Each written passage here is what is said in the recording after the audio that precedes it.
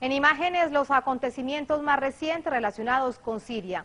El presidente de este país, Bashar al-Assad, implementa nuevas reformas para superar la crisis, al tiempo que Rusia y China rechazan una intervención militar y llaman hoy a una reunión internacional para apoyar el plan de paz de Naciones Unidas a través del mediador de Kofi Annan. Así comenzamos al fondo de la noticia. En enero de 2011, el país árabe experimenta las primeras manifestaciones de calle que germinaban al calor de las insurrecciones conocidas como la Primavera Árabe. En marzo de 2011 recrudecen las revueltas populares y la situación se torna violenta. Tras las exigencias de la ciudadanía, el gobierno sirio adopta a finales de julio un proyecto de ley sobre organizaciones políticas y en agosto decreta una reforma política que permite el multipartidismo. Asimismo, se aprobó la derogación de la ley de emergencia, que se encontraba en vigor desde 1963. Tras más de un año de las revueltas populares, se celebran el 7 de mayo las primeras elecciones pluripartidistas desde la llegada al poder del partido gubernamental Baas, amparadas en la nueva Carta Magna y la Ley Electoral General. Fueron elegidos 250 diputados entre 7.195 candidatos de todos los partidos. 30 mujeres ingresaron al Parlamento sirio. A pesar de la aplicación de esta serie de reformas políticas por parte del gobierno de Bashar al-Assad, permanece el conflicto armado. Para Estados Unidos y otros líderes del Consejo de Seguridad, las iniciativas oficialistas no son suficientes.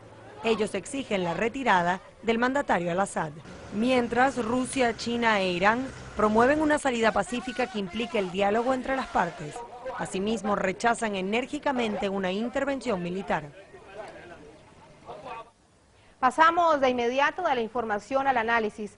Es un placer saludar a Michel Colón. Él es periodista independiente, escritor, articulista, internacionalista, documentalista. Es fundador del sitio web michelcolon.info. Es un semanario alternativo en el que colaboran múltiples periodistas. Nos acompaña en nuestra sede en Caracas, Venezuela. Michel, bienvenido. ¿Cómo está? Gracias, buenas. Este miércoles, representantes de Estados Unidos, de Francia, de Gran Bretaña, de Turquía y también otros se reunían en Estambul para hablar sobre la crisis en Siria. A esta hora aún no sabemos las conclusiones, pero sí en varias oportunidades el gobierno de Estados Unidos ha dicho que este problema de la crisis en Siria se resuelve con la salida del presidente Bashar al-Assad. ¿Usted qué cree frente a ello? ¿Cuál es la estrategia? Hay que entender que en realidad la actitud de Washington no es una reacción a una crisis y no se trata de la democracia, porque si el objetivo de Washington es la democracia en Siria, ¿por qué no la democracia en Saudi Arabia, en Qatar, en Kuwait, en Israel para los palestinos, ¿no? En realidad hay que entender que todo eso es una parte de un programa para remodelar el Gran Medio Oriente y se exprimó con el general Wesley Clark, que fue el jefe de los bombardeos sobre Yugoslavia en 99. Y cuando se retiró va a visitar un general en el Pentágono al final de 2001, después el 11 de septiembre.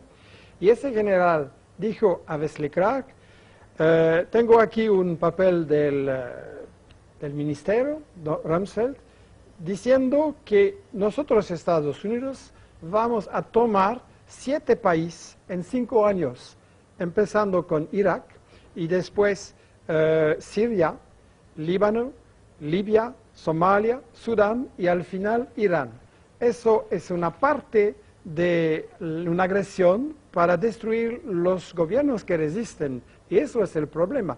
Y después Siria se puede ser la resistencia de Palestina en Líbano y en Gaza, y después se van a atacar a Irán.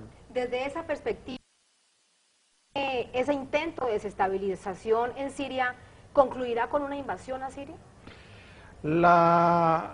El problema para Washington es que sabe lo que no se dice en los medios de comunicación, pero sabe que la mayoría de la población en Siria apoya a Assad. Hay una gran parte que es contra Assad, pero una gran parte que apoya, porque la Siria es un estado más o menos social, es un estado que no quiere ser un estado con conflictos religiosos, proteger la libertad y las minorías, y también es un estado que resiste a Israel. Israel ha robado una parte de Siria, el Golán, para el agua, etc., y la Siria resiste. Y ha hecho cambios, además, ha planteado reformas tal como se comprometió al inicio de lo que comenzaba con las revueltas. Sí. Y Washington no quiere una solución, no quiere reformas, quiere tomar el control de Siria con sus marionetas. Ahora, Michelle, usted plantea una hipótesis, que Estados Unidos trata de impedir una alianza entre China, Rusia e Irán, que incluso están reunidos actualmente en Shanghái.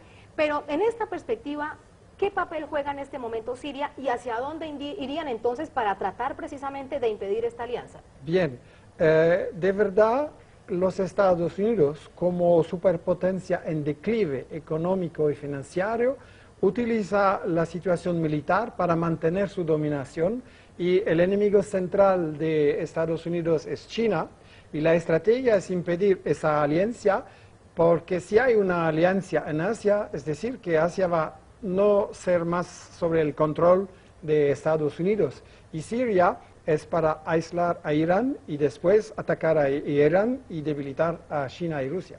Hablamos desde la geopolítica, si se quiere, desde el Pacífico, en América Latina y Pacífico, así que también estarían pensando en esta alianza sur-sur que poco a poco se va creando. Hablamos de Venezuela y China, por ejemplo.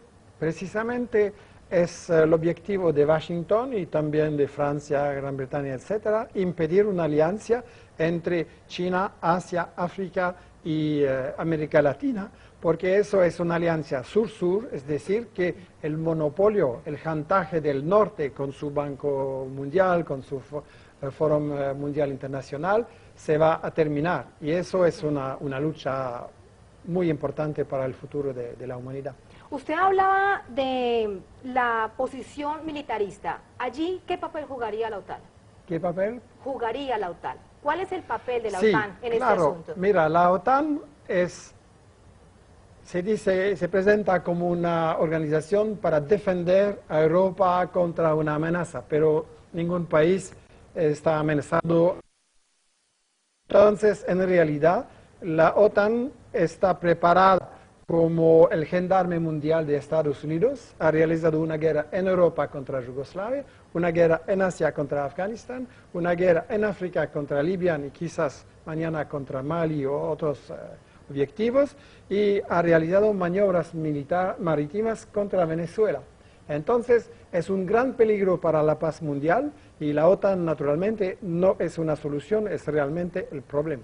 Para finalizar, Michelle, usted lo ha dicho, las guerras no comienzan con bombas, comienzan con mentiras mediáticas. ¿En qué se ha basado usted para escribir artículos y para plantear también este tema? Mi experiencia con Irak, Yugoslavia y otros países agresivos es que se necesita manipular la opinión pública para que acepte una guerra que no puede ser justa, que es una guerra económica, una guerra para las multinacionales, y naturalmente hay que manipular la opinión con un gran peligro, una amenaza, terrorismo y bla, bla, bla.